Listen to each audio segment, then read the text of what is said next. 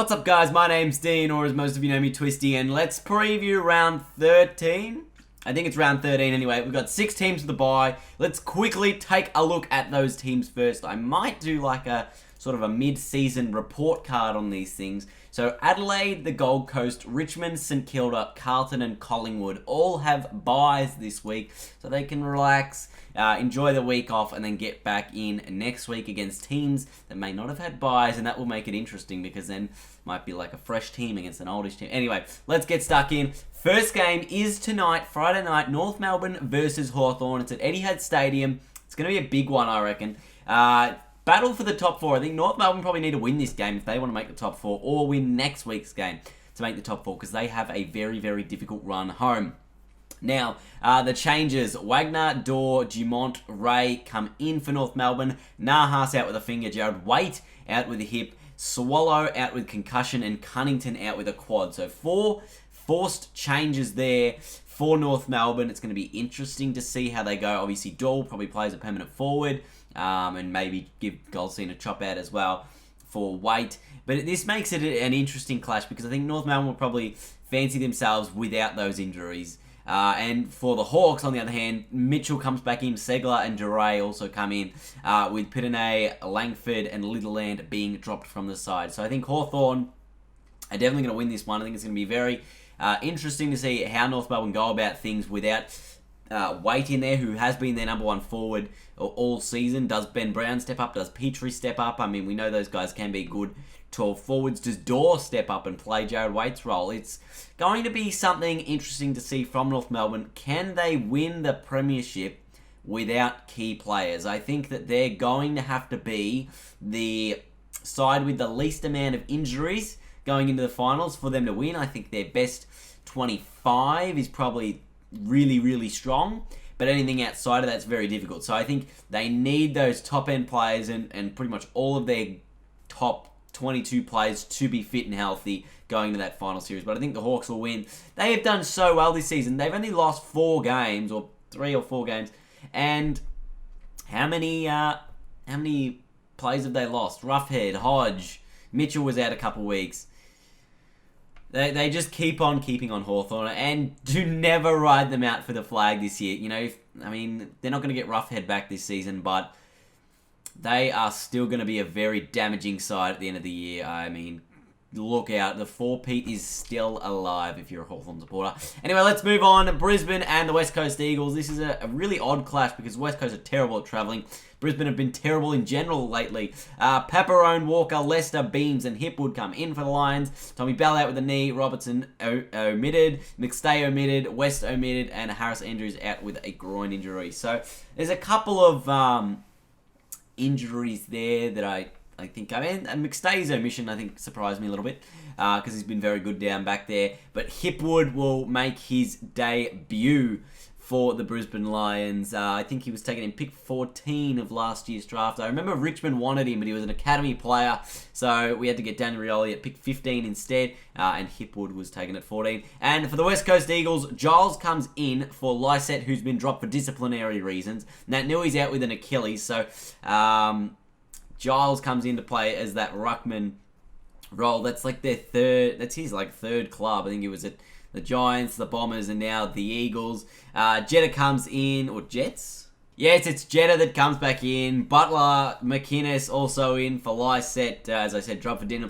disciplinary reasons. Duggan's been dropped. Ellis has been dropped, and Nat Nui's out with the Achilles for potentially the whole season. Now, this is a really, really odd game to call here. I think you can obviously say West Coast should win.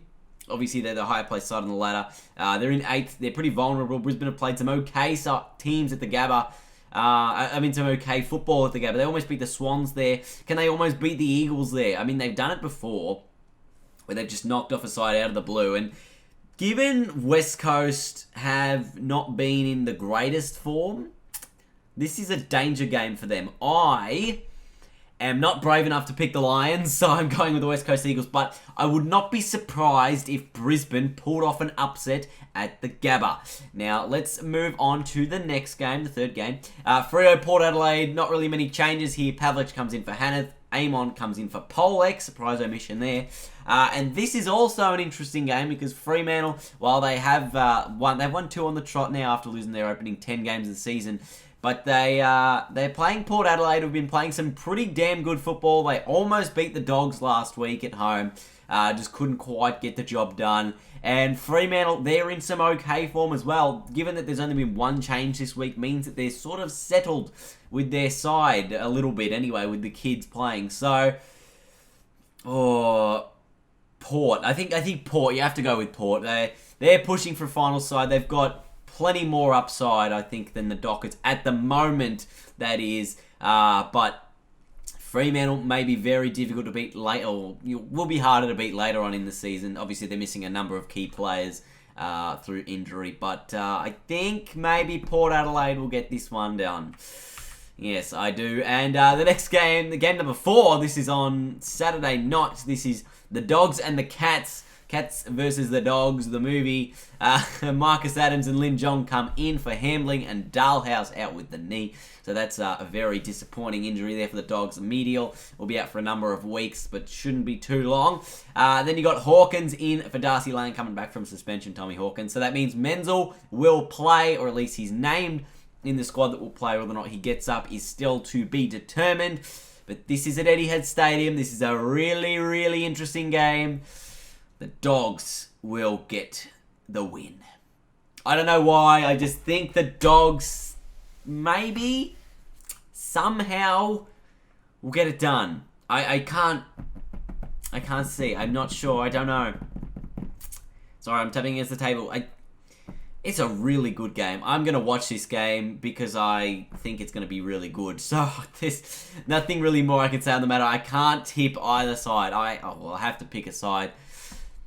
Geelong have been really good the last couple of weeks. If Hawkins can take down Marcus Adams, or not Marcus Adams, Marcus Adams. Oh, I don't know. I gotta pick the Dogs. Or do I? Yes. Done. Next game. Sydney and Melbourne. This is like multiple personalities. Like, do I pick this side? Do I pick this side? Sydney and Melbourne, the changes. Aliir comes in. Hewitt comes in. Leonardus comes in. Naismith comes in. Nankervis comes in. And Towers come into the squad of 25. Cunningham, Marsh, and Tippett. Marsh and Tippett both have hamstring injuries. Cunningham was omitted from the side. This game is at the SCG on Sunday for the Ds. Mitchie, Grimes, and Harms come in. No omissions yet for that team. Oh my goodness.